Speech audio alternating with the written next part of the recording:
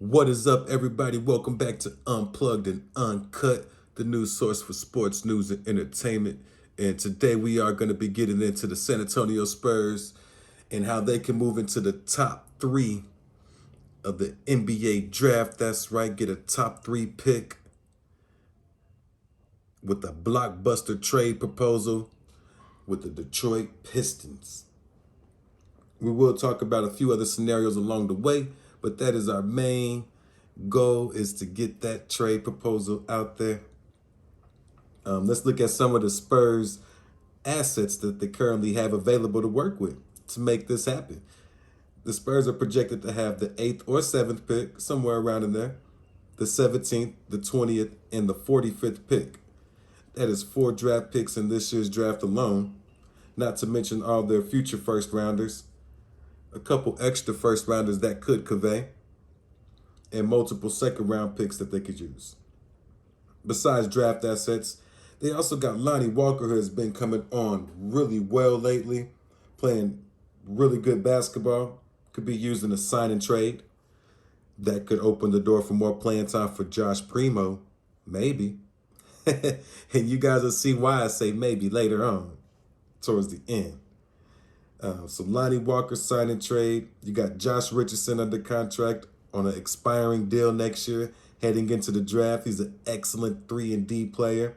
You also got Jakob Poeltl, who you were reportedly trying to trade earlier, who's on a great contract and an excellent defensive-minded center. So right now, the Kings are predicted to have that 5th spot. If the Spurs wanted to move up to the 5th spot, I don't think it would take much more than the 8th, the 17th, and maybe a couple second round picks somewhere along the way.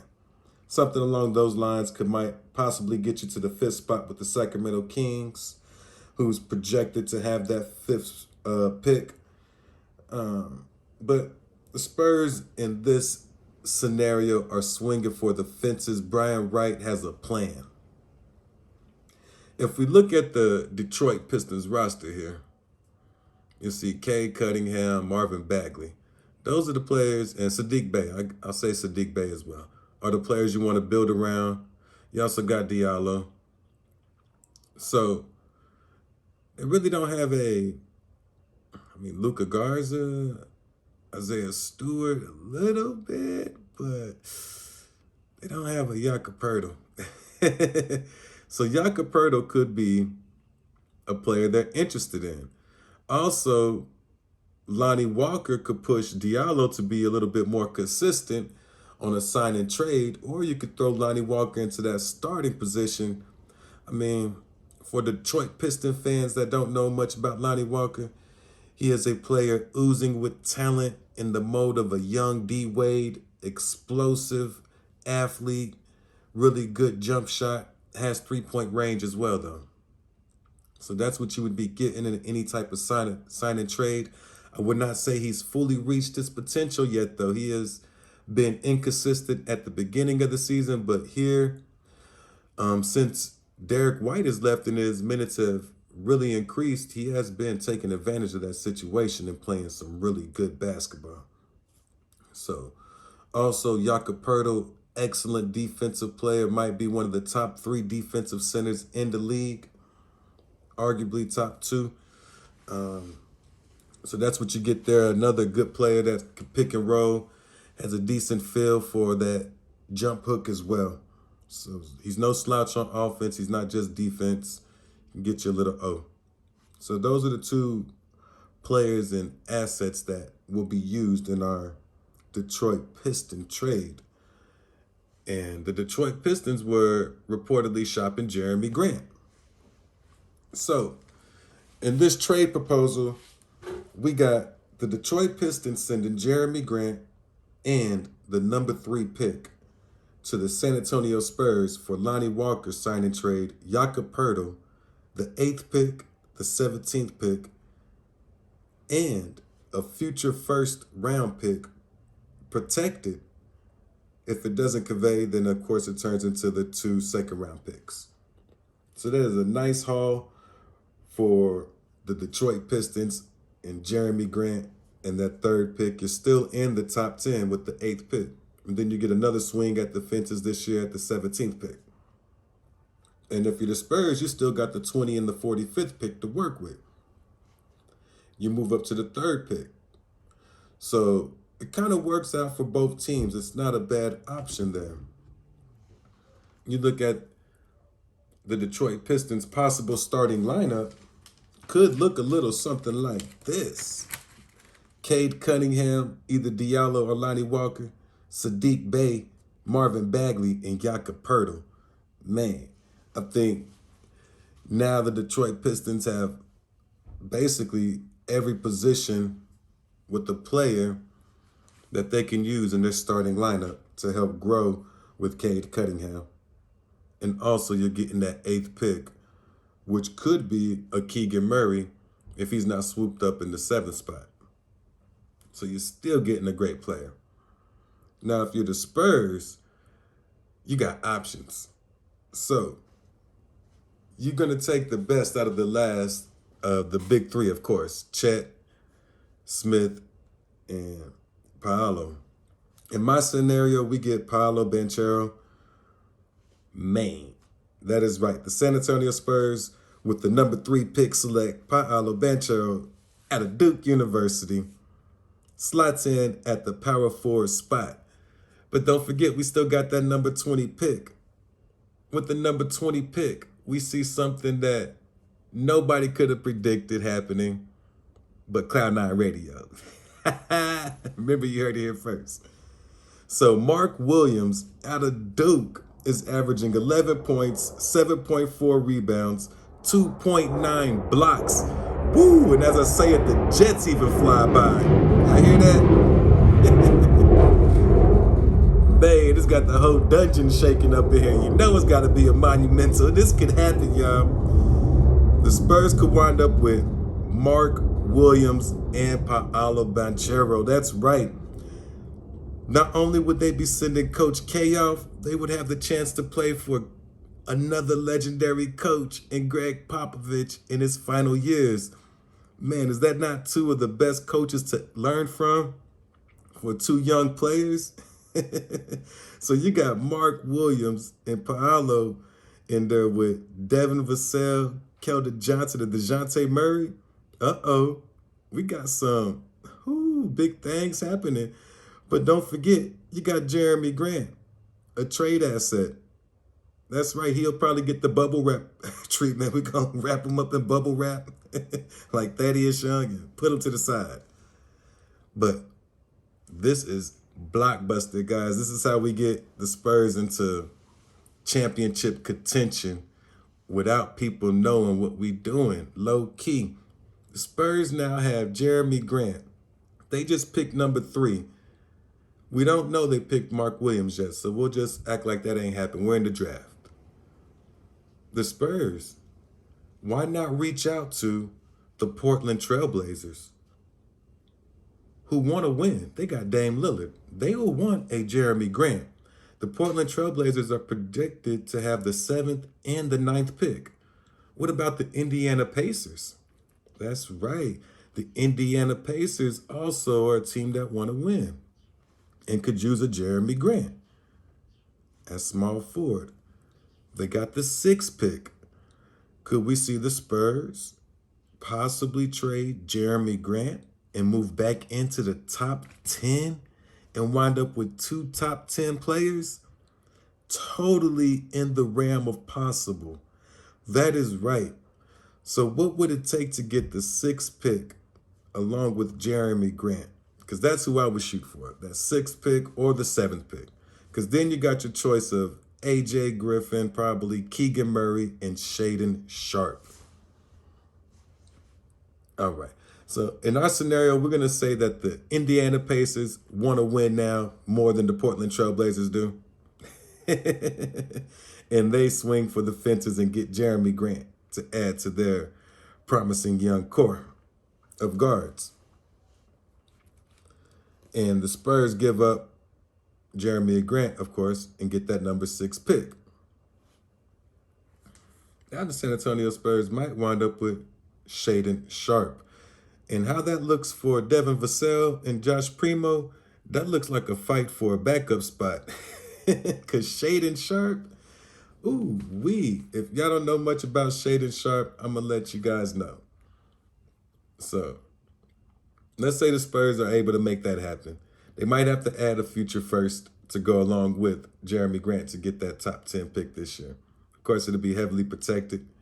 Not heavily protected, but at least top 10 protected.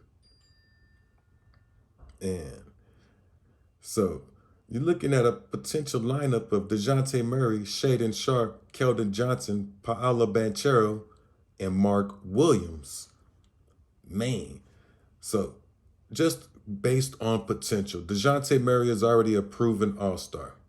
Shaden Sharp, for those that don't know about Mr. Sharp, this guy has superstar potential written all over him. This kid did not play at Kentucky. That's the only reason he's not being considered for a top 3 pick. I promise you teams are going to regret not picking this kid up. This kid is a beast.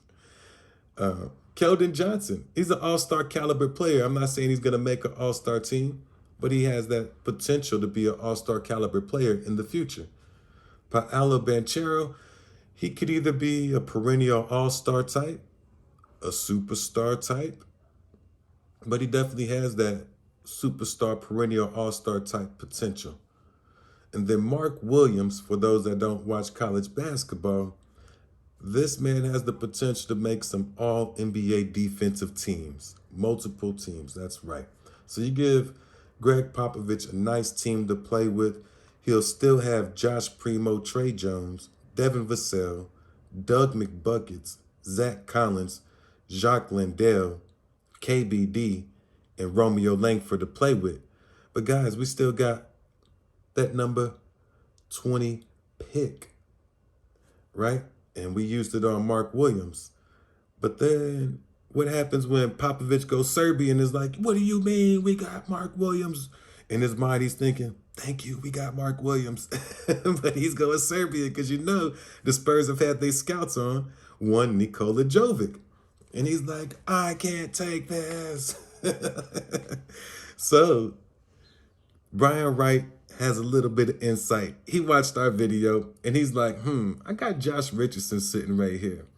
Could Josh Richardson in a second round pick or Josh Richardson in multiple second round picks move me back into the first round and give me that number 21 pick so I can calm down Popovich and get him Nikola Jovic? So the Spurs wind up trading Josh Richardson on draft day in our special, and wind up with Nikola Jovic as well. Now he's on the bench. So you still got DeJounte Murray, and that shooting guard position is going to be a battle because Josh Primo does have potential, and Devin Vassell earned his starting job this year. I was calling for him to start over Derek White all season. I thought Derek White would be better coming off the bench, y'all. But yeah. So on this site, they actually got Jovic going 20th and Mark Williams going to 18th. On most of the other sites I've seen, though, they got Mark Williams dropping around the 20th to the Spurs. Just to let you guys see what Tankathon has going on here. Let's get back to our team lineups, because that becomes interesting. I'm going to be looking in the comments as well to see what you guys think. I mean, these are all in the realm of possibility. Josh Richardson is a 3-and-D player with a second round pick. I mean, if you're talking about that 45th pick to move up to 21, that might get the job done. That might get you that 21st pick. Now you got the 20, the 21, the 3, and the 6. Man. They couldn't make me the GM, y'all. I'm telling you, the Spurs will be back in championship contention.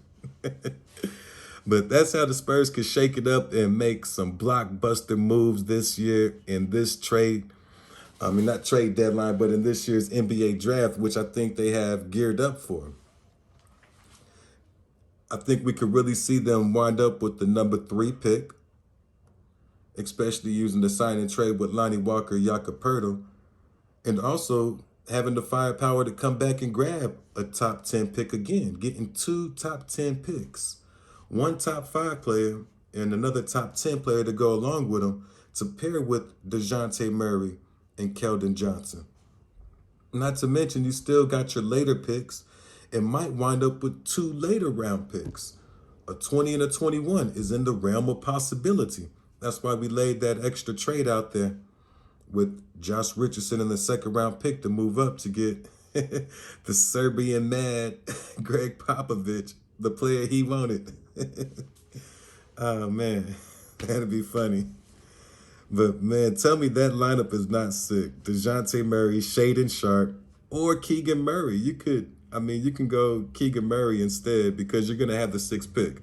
And I do believe they both will be available. Adrian Griffin will also be sitting there as well. But you already got 2 Duke players on the team in this mock-up. So I didn't want to put 3 Duke players on one team. But, man. Well, you got Trey Jones. He's from Duke, but you guys know what I mean. From one draft pick or from one draft class. Just get everybody from Duke. You're going to have a squad. I'm just playing. But, man, this could really happen, y'all. If not this, we could see something similar to this effect. We could also see the Spurs just take players at those positions that they have available, which is why we're going through our other series. You might have seen the Keegan Murray video. If the Spurs wind up picking that 7th or 8th spot and they stick there, definitely highly recommend Keegan Murray. I think Shaedon Sharpe is going 5th or 6th latest. This kid has transcendent talent written all over him. Make sure you check out his highlight package videos and let me know what you think in the comments. Do y'all feel like the Detroit Pistons could benefit from this if you're a Piston fan? Picking up Jakob, Lonnie Walker to go with Cade Cunningham, Marvin Bagley. That's not bad. Not to mention you already got Sadiq Bey and Diallo, both really good players who are coming into their own, really young players. Isaiah Stewart would probably have to go to the bench behind Jakob, who's a defensive monster. Spurs fans, how do y'all feel about losing Jakob and Lonnie Walker to move up to number 3? Also losing Josh Richardson to get the extra 21 pick. Be checking the comments. A lot to digest right there. A lot of information to go over. That's why we had the player rosters up, and I was going back and forth between the draft just so you guys can look to see how the money works. During the draft time, the money's a little bit different. It's not as much of an issue if you have the contract or the salary cap space to absorb those contracts. So let's see how it plays out. And our next video will be back into reality, not me playing armchair GM right here and making the Spurs a squad of squads. But we'll get back into reality about who we think their other options are for that 8th pick if they just sit there at that 8th or 7th spot. But as always, it's been fun, and your boy Unique out. Peace.